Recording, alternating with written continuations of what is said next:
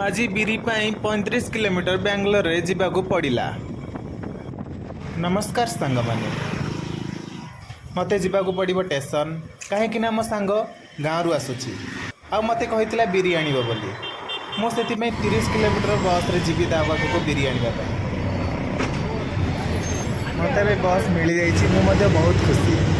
देखिबा केते समय लागुची मो पाखर भी केही नांती बोरिंग लागुची। एमिति मैं भाबुची मो पाखरे के जण आसी बसंता कि एबे मो पाखरे गोटे झीलटे बसीची इच्छा होची ता सहित किसी कथा हेबी बोली किंतु केमिति कथा हेबी से कनाडा को मु ओडिया ना मु ता लैंग्वेज बुझी परिबी ना सी मो लैंग्वेज बुझी परिबो। इच्छा तो अच्छी कथा हेबाकू कोन करिबा।